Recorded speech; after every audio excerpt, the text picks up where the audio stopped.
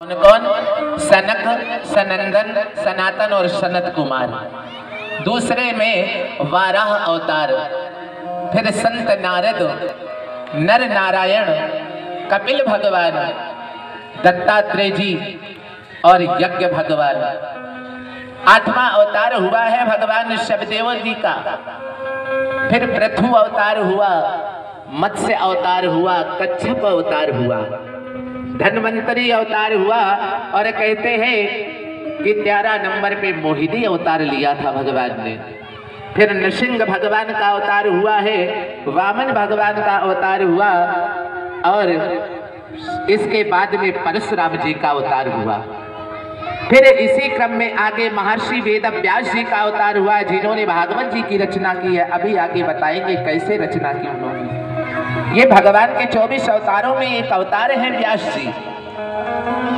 और व्यास जी के बाद में कहते हैं हमारे आदरणीय प्रभु मर्यादा पुरुषोत्तम श्री भगवान अवतरित हुए हैं। और इसके बाद में शेषा अवतार बलराम जी। फिर मेरे कन्हैया का अवतार हुआ है। कन्हैया के बाद में हरि अवतार हुआ, हंसा अवतार हुआ, महात्मा बुद्ध का अवतार हुआ है।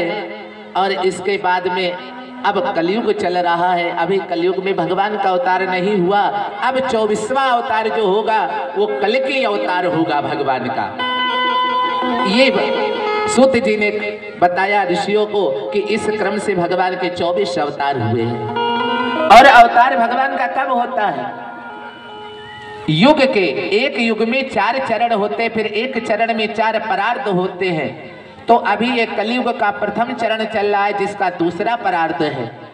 भगवान का चौथे चरण के चौथे परार्थ में अवतार होगा और वो हमारे भगवान कल्कि नाम से जाने जाएंगे संसार में।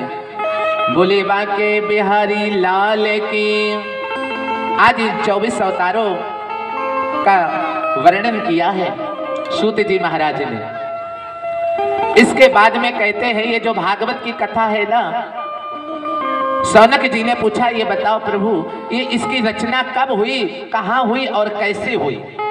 ये हम सभी भक्तों की जानने की अभिलाषा है। तो आज सूत जी महाराज बता रहे हैं कि द्वापर के अंत में जब द्वैपायन वेद व्यास जी का अवतार हुआ तो ये मन में विचार करने लगे कि आगे कलयुग आ रहा है और कलयुग में लोगों की बुद्धि बहुत विकृत हो जाएगी।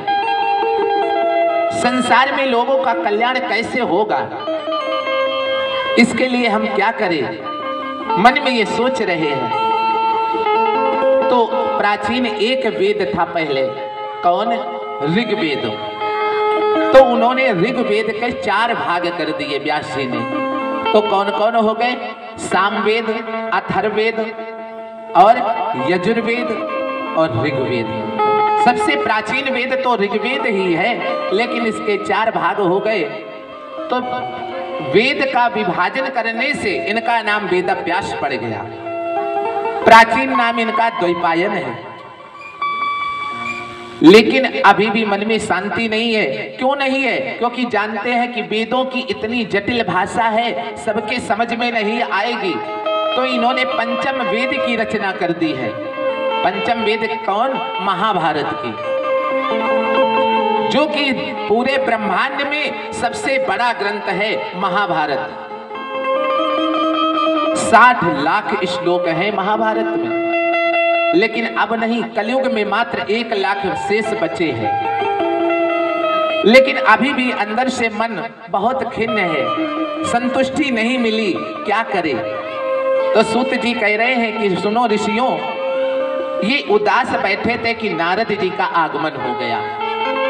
और आज नारद जी ने जिस समय व्यास जी के चेहरे को देखा है कि अरे ये तो उदासी से भरे हुए, तो आज पूछने लगे हैं कि पाराशर्य महाभागा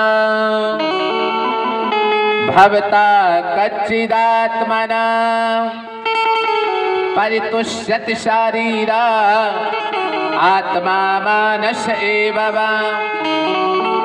अरे व्यास जी आप इतने उदास क्यों बैठे हैं? आपकी उदासी का कारण क्या है?